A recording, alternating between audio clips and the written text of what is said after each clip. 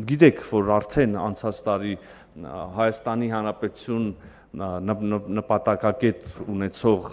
Հայաստանի Հանրապետություն առաքվող բեռներ են անցել Ադրբեջանի տարածքով, վստահ եմ առաջիկայում փոխադարձաբար Հայաստանի Հանրապետության տարածքով կանցնեն բեռներ Ադրբեջան, ընդհանրապես շարունակվել է նաև սահմանազատման գործընթացը, հանդիպումներ են տեղի ունեցել, քաղաքացիական հասարակության, փորձագետական հանրույթի ներկայացուցիչներ են միմյանց այցելել,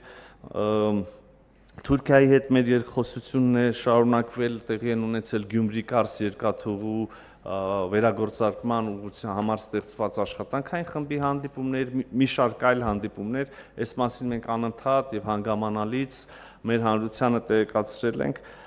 վստահ չեմ, թե արժի շատ մանրամասն անդրադառնալ, հաշվի առնելով, որ ձեր 90%-ը կհամարձակվեմ ենթադրել գիշերը այնուամենայնիվ կամ չի քնել ընդհանրապես կամ շատ ուշ է քնել, ուղղակի Թուրքիայի մասը ամփոփելով ասեմ, որ իմ ակնկալիքը եւ կարծիքային է, որ շատ մոտ ապագայում մենք այսպես ամեն ինչ որ փուլում մի շոշափելի առաջընթաց ենք ունենում Թուրքիայի հետ մեր հարաբերությունների ամբողջական կարգավորման առումով, բայց ուզում եմ վստահություն հայտնել, որ առաջիկայում ըստ էության ամբողջական կարգավորում կունենանք, միայն վերջին իրադարձություն նշեմ, չնայած էլի չի վերաբերում հաշվետու ժամանակահատվածին, մենք այժմ Թուրքիայի եւ Հայաստանի միջև ունենք ուղիղ առևտուր մաքսային իմաստով ուղիղ, աշխարհագրորեն դրան գիտեք դեռևս տեղի ունենում երրորդ երկրների տարածքով